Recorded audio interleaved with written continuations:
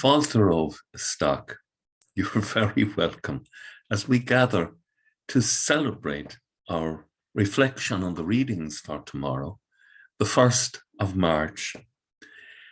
And tomorrow's gospel is taken from Mark chapter 10, about what will happen, the followers of Jesus. We have left things behind, what's going to happen to us. And Jesus says to us not to be worried, that in this present world, he will provide for us. And that in many ways, even though we've left things behind for the sake of the gospel and we've been charitable and given funds away, God's own generosity will make up for that. And his way of describing of that is being paid 100 times over: houses, brothers, sisters, mothers, children, land. And then he adds, not without persecutions, because we're meant to experience the life of Jesus, that Jesus also shares with us as a blessing, a share in his suffering, because suffering shared with Jesus is immensely fruitful. And then he says, that's all in this present life, all these blessings, with this suffering, which is a blessing too, and then in the world to come, eternal life. Now, that means not just that we live forever, but that we will live in union with God, who is eternal.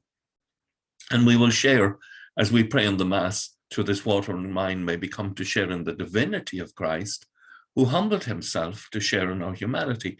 God in his generosity is determined to share his divinity with us. And so Peter says to us in the first reading, quoting the book of Leviticus, chapter 19, verse 2, be you holy, for I, the Lord your God, am holy.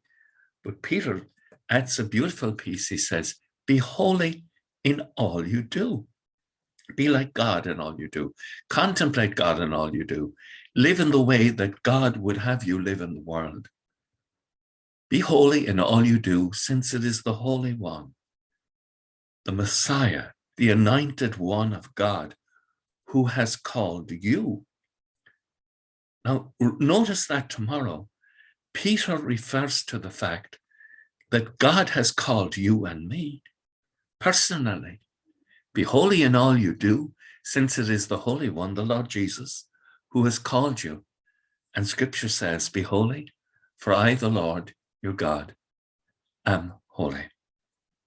And the Psalm, the Lord has made known his salvation. He's made his salvation known to us.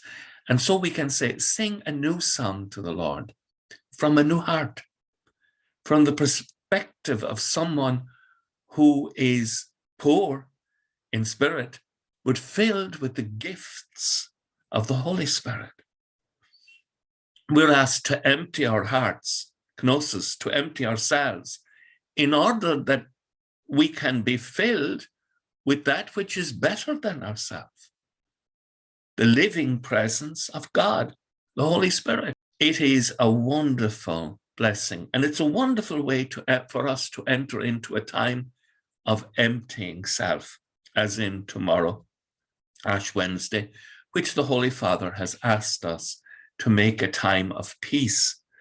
And I do know that there will be a call going out for people to go to Mass and Holy Communion and to offer their Eucharist and their Holy Communion, their communion with God.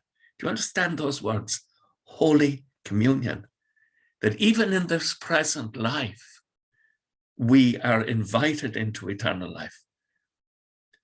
This is wonderful.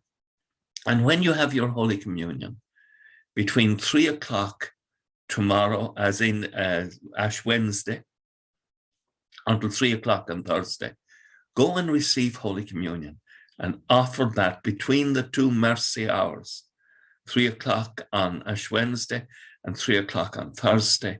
Offer that Holy Communion for peace, for the people of Ukraine and Russia, and that we will all be blessed with peace, and that we will have the joy of seeing an end to this conflict, which has brought fear into the hearts of so many.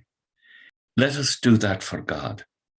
But be aware that God desires to share his life with you and asks you to be holy in all you do and to live in holy communion with him. With thoughts such as these, let us go to our beds. Let us pray that we will awake in the morning with the praise of God on our hearts and on our lips. Agus gamano dia elakoktuk shev ahar mak agus spirit nev. Amen. Slán go fóill, bye for now.